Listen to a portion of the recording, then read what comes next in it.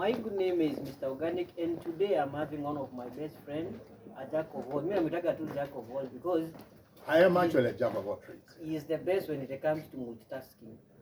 So his name is Kasyoka. Let me say his name. I'm a Kasyoka. Is it Kasyoka? Is my name is Kasyoka Kyoko. Nakanesa? That's a nickname some people call me. That's a common nickname for campus. How did you run in America? So, after high school, I was not picked at Nairobi University, and I wanted to be a lawyer. And what happened is, actually, I went and worked in Sharia House after high school for 2 years. I was working at the Register of Companies, business names, down there in Sharia House. And I still wanted to be a lawyer, and I was so jealous of all those lawyers walking around the corridors of Sharia House, because most of those people were state counsels and lawyers and all that. And I was not ready to settle down as just a clerical officer in Kenya, so I decided, okay, I have to fly out of Kenya. I have to figure out a way of either going to school or whatever I have to do, but what I'm doing is not it. And at that time, there were only two universities. There was Nairobi University and Kenyatta University, and I was not picked in any of those. So I tried to figure out how to go to the US. And lucky for me, my cousin had gone to the US, and I asked him how it's done, and he told me all I need was an I-20 at that time. An I-20 meant if you're past high school in Kenya, you can apply to any university in the United States, and you're going to be accepted.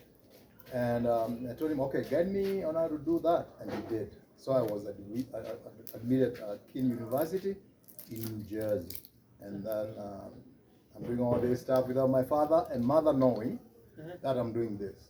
So I got admitted. I had my I-20. I have a college. I'm working at Sharia House. I got my own birth certificate. Found a way of getting my own passport. So now I had a passport and a university to go to. I don't want to tell my parents because they'll freak out. So one day, I go home, holding these documents. I sit my mother and father down. I tell them, okay, guys, I've decided I'm leaving this country. I'm going to the United States. And they're like, how are you going to do that? I said, here's an I-20, which is an admission to a university. Here is a passport to leave the country. And I have my own ambitions. My ambitions are to get further education in a university college, and I already got that. He said, we don't have the money to do that because I'm the firstborn in my family. And they could not afford to take me anywhere out of the country because my siblings were already behind me, still in primary school, some of them in high school and all that. So the advice to them, the advice to me was, you have a job at Sharia House, figure it out, you're living here, get married, start a family, you're good. I said, no, I'm not going to do that. And we had a major fight. And I left, and they said, no, you're not going anywhere. Following weekend, I came back with the same story, the same answer. Following week, the same thing. So I went and called my uncles, 3 of my uncles and a neighbor, and I took them to a Muratina club. They drank nicely. They were good, and I gave them my plans to them, and how we're going to plot against my parents so that I can go to the United States. And we came home. It was a Sunday, I remember. We found my dad and mom at home, and they broke the news to them that I'm going to the United States. And by the way, I told them to tell my father that if he doesn't have money, Kamba culture dictates that he's going to give me a piece of land one day to build. So he might as well give it to me now. I'll sell my land and I'll go to the United States. Of course, he thought that was a big joke. And luckily for me, my uncles were able to convince them. They say, this guy is leaving the country. No matter what, we'll never be happy here. So just granted that opportunity to go. So my father said, yeah, you can go. And he said he doesn't have the money to do so. But back those days, Randis were a thing, especially people going for further education. So we convened an Arandi, and we were able to raise enough money to buy my air ticket, and enough pocket money, and enough money actually for the first semester in college. And that's why I went to the US. Okay. Yeah. You told me one of the things that I decided to bring you in this channel is that you told me you were once a worker in US. The first the first Oka. Yeah. The So first Oka in the United States, the first yes, Oka. I don't know any other one. I was, I think, the first one, and especially in the biggest city in the world, New York City. New York City. Yeah. So King University, by bus was 1 hour from New York City, and I was visiting as I was going to school. I was visiting New York to go hang out, walk around New York City, and I noticed that there were hawkers or vendors in the streets of New York City. Mostly they were from South America, Mexico, and such places, and quite a number of them from West Africa, Senegal especially. And I kept on noticing these guys who are selling things in the street. And it's like, okay, how are they doing this? I could see them going through the asshole with the kanju over there. The kanju over there is pretty bad because you could be arrested and you will be taken to jail. We have kanju in US. Oh, yeah, every city has their own kanju. And the BMA is the same. The It's BMA the of same kanju thing. is the same everywhere. Yeah, to workers especially. To workers, yeah. Yeah, so I kept on seeing these guys. Around that time, I still have that little money that I left the country of Kenya with in my pocket. Plus, I was also working in the library in King University, and I was also cleaning their toilets, their chores. Those are the jobs we were getting as foreign students. In US? In the US, yeah. In the college. In college. Okay, in college. Part of financial aid, because we had to apply for financial aid because we went there as poor students. Okay. And what they were doing is that back then, they'll tell you, okay, you can work for minimum wage in the college for a maximum of 20 hours.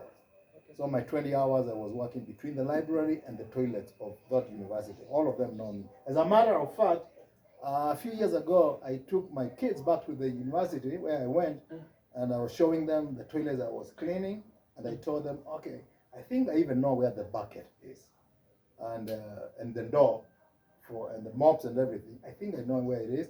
It is in Willie's or that closet all the way at the end. We talk about many years later after I had left college, and I'm working with my kids and my wife. So my wife was saying, nah, Dad, you're telling them a lot of stories. There's no way you can find your way around. I told them, okay, follow me. We went to Willie's Hall. Willie's Hall is King University. You can go where you probably see it. Okay. So I took them all the way to the closet. I opened the door the same way I used to open like 30 years ago. And guess what? The bucket was still there. The mop was there. Somebody else was doing that same job from the same place I was. Okay. Anyway, well, what was the question? I think I get carried away sometimes. We are trying to see how I became a hawker. How you became a hawker in US. Yeah. So I was doing that little job and the little money I left Kenya with. So I was a little bit fluent. I had a little money in my pocket. So I was able to afford to go to New York with other kids, other students. We go to New York, hang out, drink a beer or two, get back in the bus, go back to Elizabeth, because the University of Union County. We kept on doing that. And I kept on noticing these guys.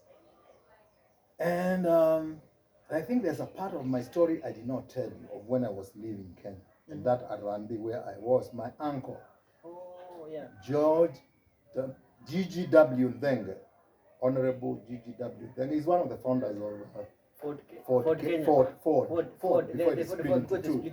He was one of the principals when they were doing that.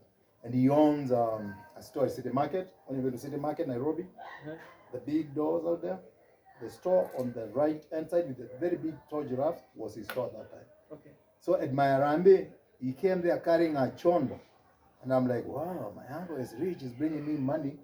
In a chondo full of money, because it kept it right next to him. And I thought, wow, I know my uncle is rich, he's going to give me a whole chondo of money. Well, he surprised me because when it's time to talk, he got up and, he congratulated me for finding ways of going to the US on my own, where I was going to join actually his son, Musembi. Musembi is the guy who applied for me to go to King University because he had gone a year before me. Okay. Anyways, so when Dengue got up, he came up with his chondo. Then he opened the chondo and he started pulling things there, which were wood carvings. The ones he sells in his store in City Market. Giraffes, little elephants made of wood. He said, okay, son, this is what I'm going to give you. I'm not going to give you any money. You're going to go with these things here to the US, and you never know. Knowing you, I think you are an hustler. And you might be able to find a way of Not in America. of We, doing starting a business there with these items. mm, So I went. I taken those items with me. So now remember, I've been seeing Senegalese and Mexicans going selling things in the street hawking. I decided I was going to be a hawker then, because if these guys can do it, I can bring my uncle's chondo in these streets of New York. So I got a little blanket one day in my chondo for my uncle, and I went to New York, near New York University. That is around Washington Square Park, specifically 6th Avenue and West 4th Street by the baseball court. Right there is where I started selling carvings. So the first day, it was in the evening, it was around 3 p.m. I would say.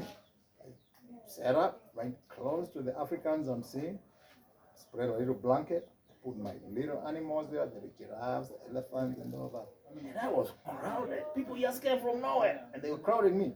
How much is that? $10, $10, $10. I think I went home with $300 that day. That was a lot of money back then. Whew. I went back home. I went back to college. A lot of money, and I almost sold everything.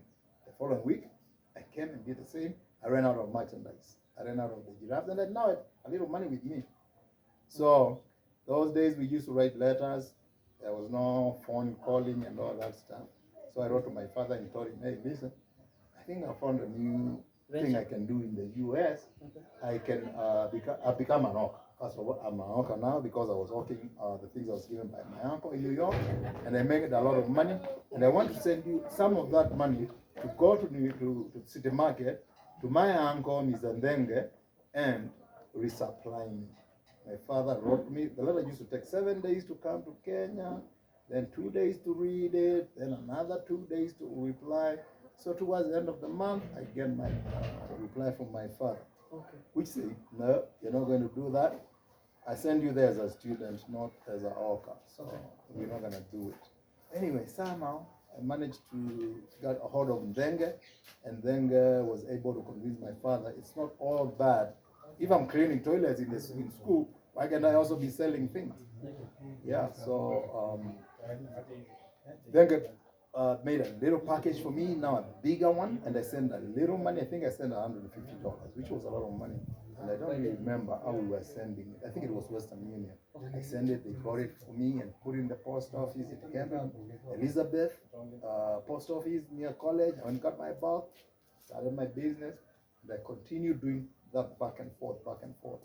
And I built that business to a point where I became a wholesaler of crafts in the United States, because I started bringing container loads. The ones you see passing on Mombasa Road, I built that business where I was now importing from Kenya a whole container load and putting in a go down in the United States. And actually that's how I met my wife, but that's another story of another day. In New York, when we were vendors, Kanjus there are bad one. They used to come, arrest us, take our things, auction them, and you are arrested and you go through what they call the system, the court system. It takes about 24 hours. Within 24 hours, you are processed, you are convicted, and you are released.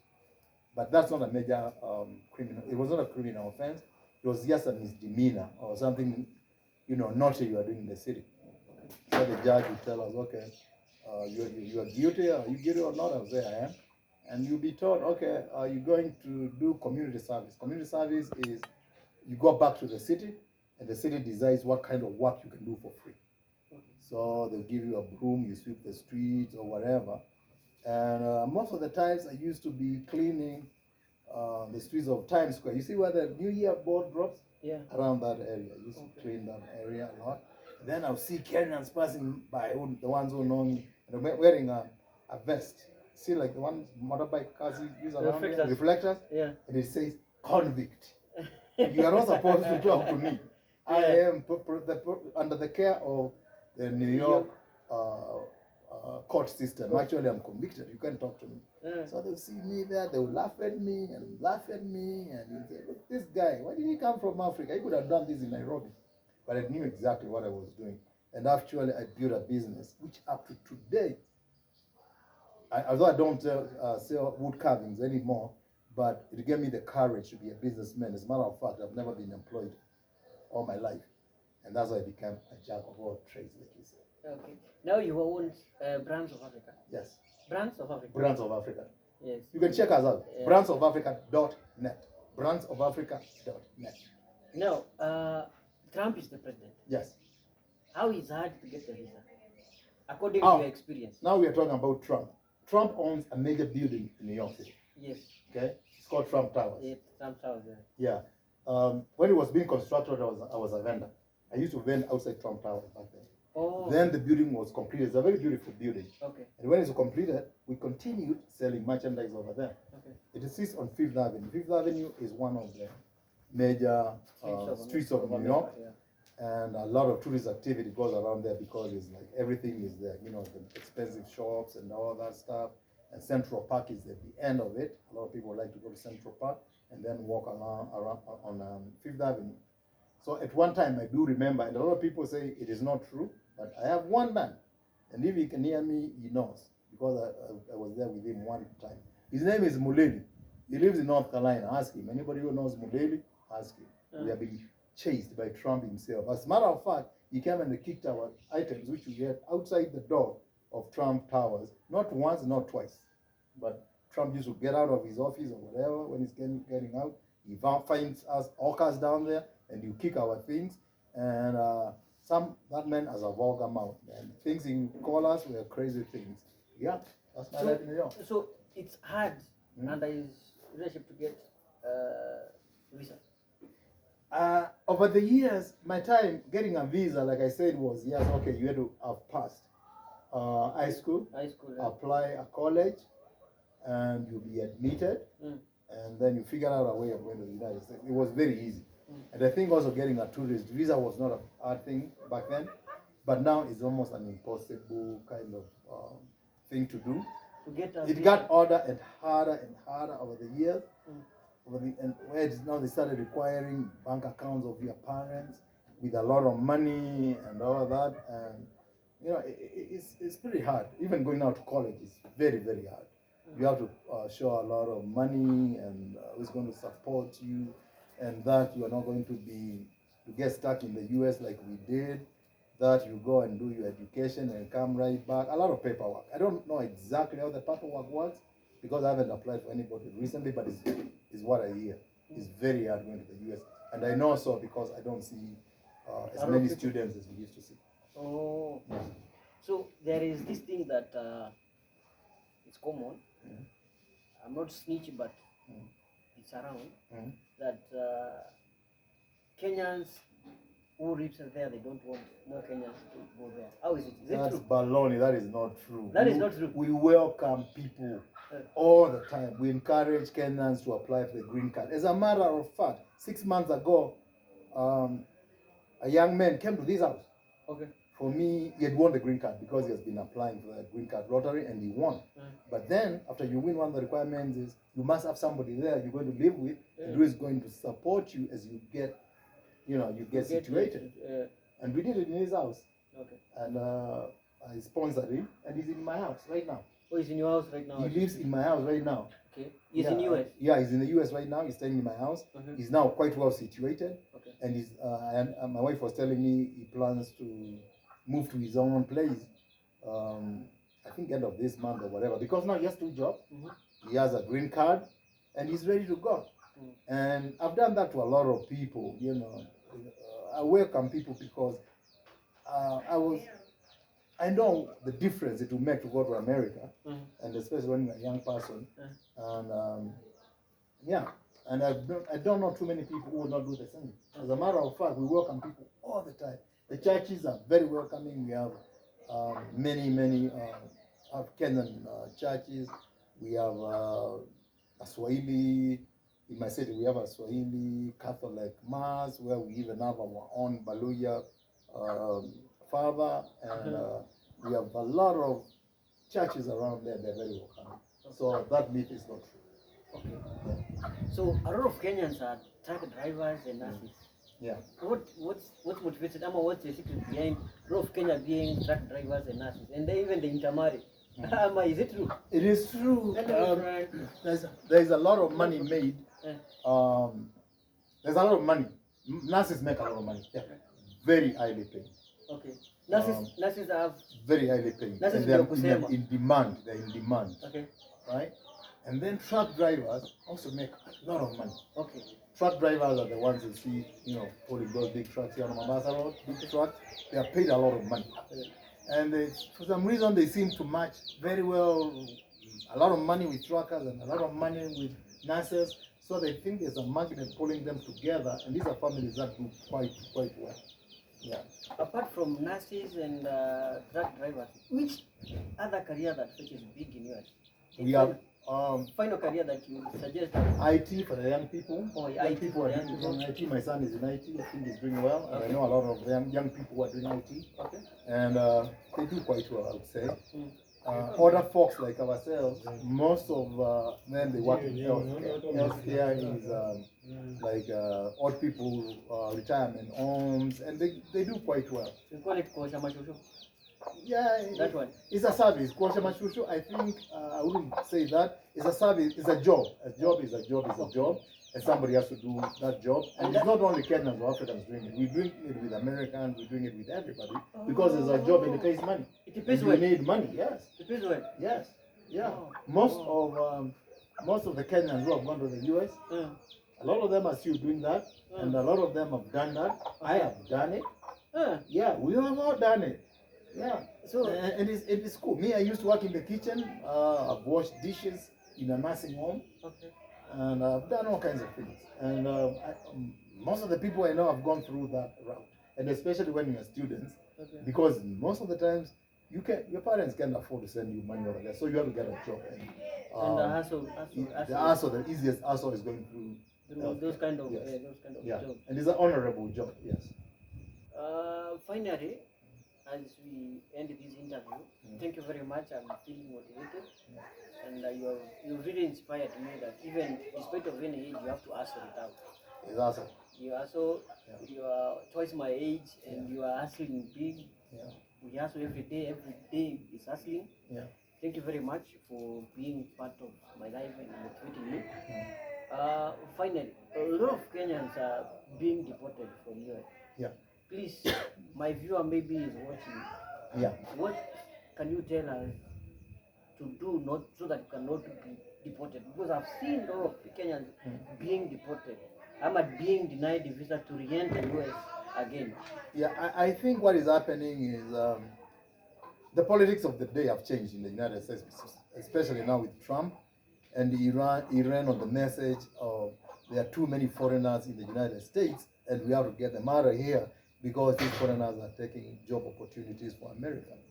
And I was just reading something today, and it seems like a lot of people are going to be deported, and a lot of people do not have papers to stay in the United States.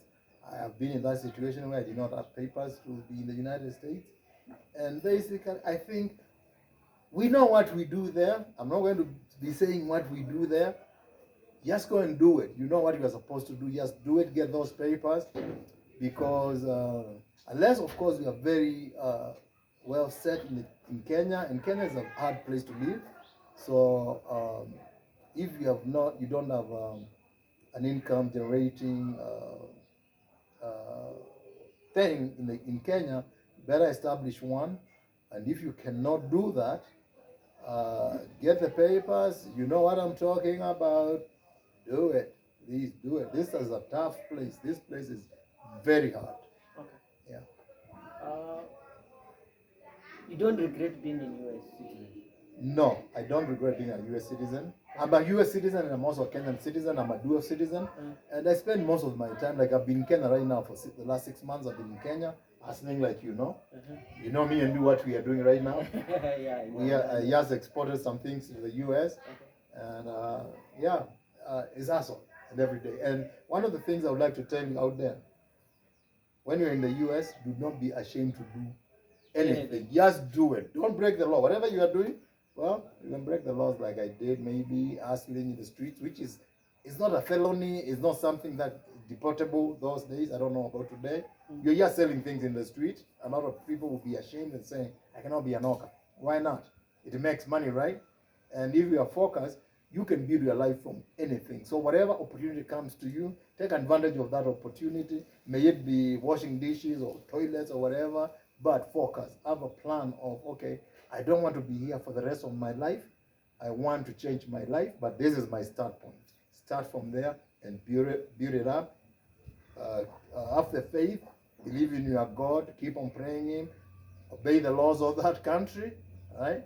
And you're going to be okay. That's the only advice I can give, because that's the path I've gone through. I started from zero. I was an hawker, and I own a few things. I own businesses in the US, I own businesses in Kenya, and it's all through hard work, starting from an hawker. Well, Kenyans were laughing at me at one time. Until at one time they were calling me kasyoka mapesa. There's a time I had so much money, but I was so young I blew it all. Okay. Like, Thank you very guys. We are running, and I told you this year I'll bring different expertise in my channel. Please subscribe, comment, share, and donate to this channel. Next time Kasyoka will be telling us how the processes of registering a US company while you are in Kenya. That one is next time. Please remember to subscribe. Thank you and bye bye. Asante sana Asla. Sawa sawa. Anytime. Yeah. Thank you very much. Very welcome.